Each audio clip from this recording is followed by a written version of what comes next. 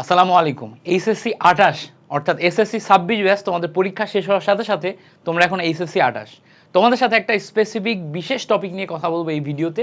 ভিডিওটার টপিক দেখো, ভালো কলেজে পড়া কতটা জরুরি। দেখো এখন যেহেতু অনলাইনের যুগ, তুমি সবার মুখেই শুনবা যে অনলাইনে পড়াশোনা যেহেতু করা যায়, কলেজ ডাজেন্ট ম্যাটার, কলেজ কোনো ম্যাটার করে না। তুমি বাসায় বসে পড়াশোনা করলেই ভালো রেজাল্ট করতে পারবা, ভালো রেজাল্টের পর অ্যাডমিশন টেস্ট দিয়ে ভালো একটা ইউনিভার্সিটিতে পৌঁছায় যেতে পারবা। কলেজের এখানে তেমন একটা ভূমিকা নাই। এই টাইপের কথাবার্তা তুমি অনেক বড় ভাইয়াদের কাছেই শুনবা, অনেক সিনিয়র টিচারদের কাছেই শুনবা যে কলেজ ডাজেন্ট ম্যাটার। বাট কলেজে পড়া আসলেই জরুরি কিনা, ভালো কলেজে পড়া আসলে জরুরি কিনা, এটা নিয়ে আমি আমার কিছু অনেস্ট অবজারভেশন তোমাদের সাথে শেয়ার করতে চাই। এই ভিডিওতে তোমাদের কিছু অনেস্ট অবজারভেশন শেয়ার করব। তার আগে বলে রাখি, তোমরা যারা এসএসসি 28-এ উঠছো, কেবল 28 হইছো, তোমাদের জন্য আমি কেমিস্ট্রি একদম ফ্রিতে পড়াবো, ফাউন্ডেশন কোর্স এবং গুণগত রসায়ন। ফাউন্ডেশন কোর্স এবং গুণগত রসায়ন আমার কাছে একদম ফ্রিতে পড়তে পারবা। পড়ার পরে তারপরে যদি তোমার মনে হয় যে না, ভাইয়ার পড়ানো অনেক ভালো বুঝছি, এসএসসিতে যেমন ক্লাস করছিলাম অনেক ভালো বুঝতেছি, সো তাহলে তুমি আমার ফার্স্ট পেপার ব্যাচ এবং সেকেন্ড পেপার ব্যাচ বা কম্বো ব্যাচে জয়েন করতে পারো। কোর্সের লিঙ্ক প্লাস গ্রুপের লিঙ্ক আমি তোমাদেরকে দিয়ে দিব, যেই গ্রুপে তোমাদের নিয়ে আমি স্পেসিফিকভাবে ফাউন্ডেশন ক্লাস এবং তোমার গুণগত রসায়নের ফ্রি প্লেলিস্ট দিব। গুণগত রসায়নের ক্লাসগুলো আমি তোমাকে যেই গ্রুপে দিব এবং দিব, সেটা আমি তোমাকে কমেন্টের লিঙ্ক দিয়ে দিব। এখনই কমেন্ট থেকে তুমি জয়েন করবা। ওকে, চলো এখন আমরা কথা বলি যে ভালো কলেজে পড়া কতটা গুরুত্বপূর্ণ। তুমি যদি বাংলাদেশের টপ ক্লাস কলেজের কথা বলো, কয়েকটা সেগমেন্টে কিন্তু ভাগ আছে বাংলাদেশের কয়েক কলেজগুলো। যেমন ধরো অ্যাডমিশন টেস্টের মাধ্যমে ভর্তি হয় এরকম college, Notre Dame college, Saint Joseph college, Holy Cross college, এগুলাকে টপ টায়ার কলেজ হিসেবে বিবেচনা করা হয়, আমরা সবাই জানি।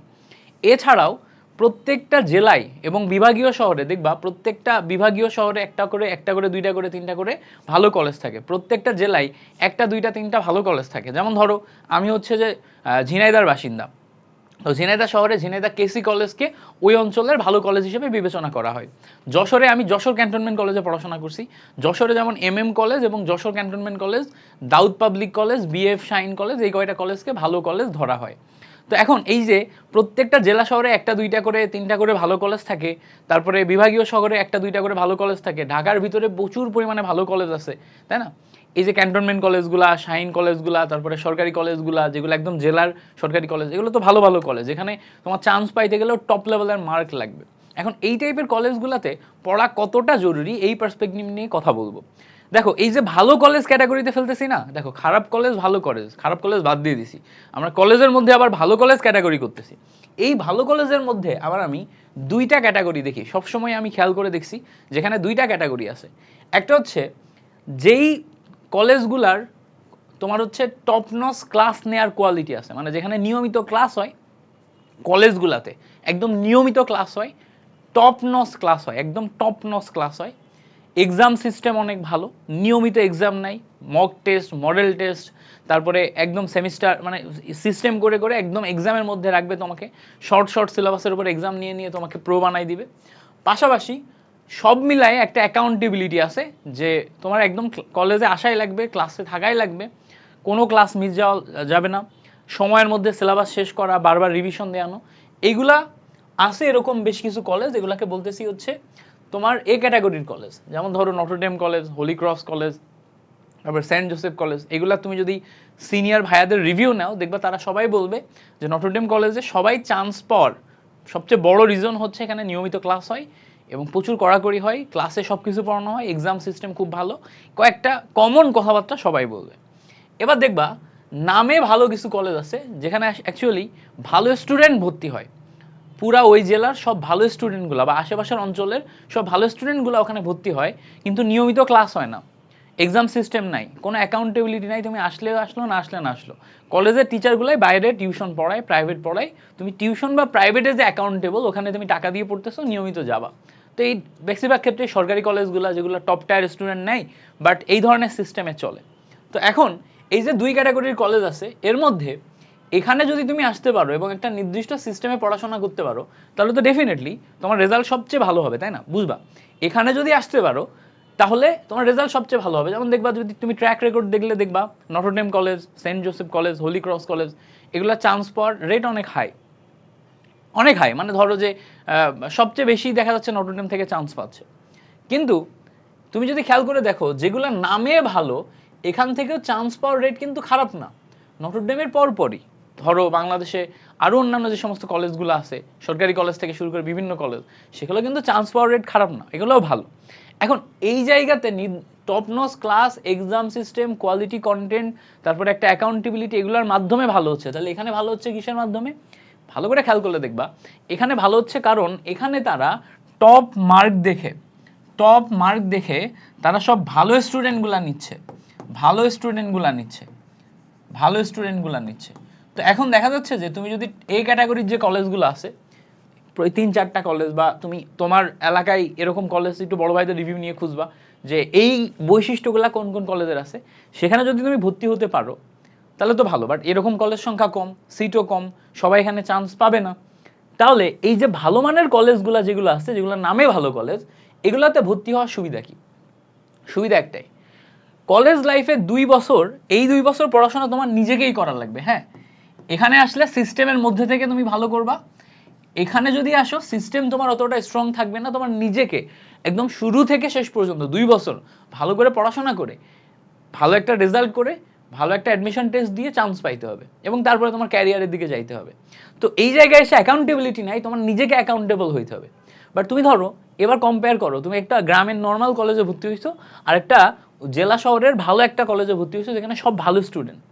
ভালো স্টুডেন্টদের মধ্যে ভর্তি হইলে তুমি মেসে থাকলে দেখবা তোমার আশেপাশে যারা থাকতেছে সবাই ভালো স্টুডেন্ট। তোমার ওখানে তুমি দেখবা যে গ্রামের কলেজে গেলে তুমি হয়তো গ্রাম থেকে এসে মোটামুটি ভালো রেজাল্ট করছো, ওখানে তুমি হচ্ছে একা ভালো স্টুডেন্ট।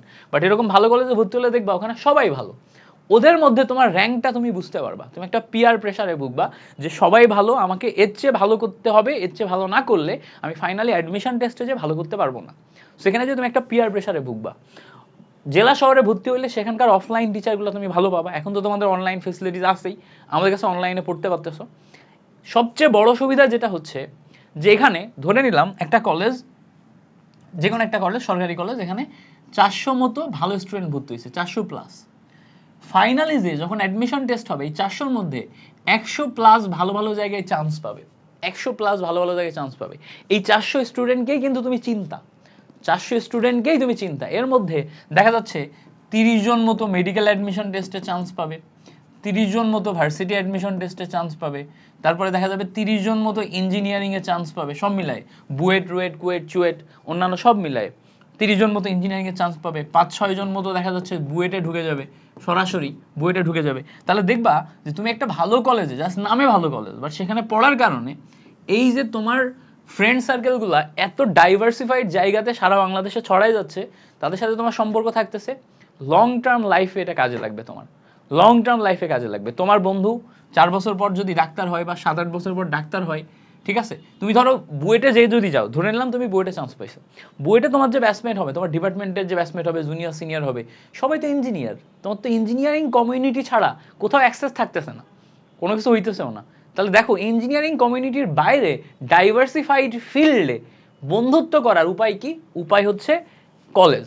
কলেজ যদি তুমি ভালো চুজ করো, সেখান থেকে যদি huge number of student chance পায়, যেমন আমি যশোর ক্যান্টনমেন্ট কলেজে পড়তাম, আমাদের ব্যাচে প্রায় 200+ ভালো মানে স্টুডেন্ট ভালো জায়গায় চান্স পাইছে। এদের মধ্যে অন্তত 100 জন আছে যাদের সাথে আমি ফেসবুকে কানেক্টেড আছি, যারা আমাকে চিনে, যাদেরকে আমি চিনি, মেডিকেলে আছে, বুয়েটে আছে, বিভিন্ন ইঞ্জিনিয়ারিং ইউনিভার্সিটিগুলোতে আছে, নর্মাল ভার্সিটিগুলোতে আছে, ভালো ভালো সাবজেক্টে পড়াশোনা করতেছে, দেশের বাইরে চলে গেছে অনেকে। সো তাদেরকে চিনি, যে কোনো প্রয়োজনে আমি ফেসবুকে তাদেরকে মেসেজ করতে পারবো, যে কোনো শহরে গেলে তাদের সাথে দেখা করতে পারবো। ফলে এটা একটা আলাদা কমিউনিটি তৈরি হয়।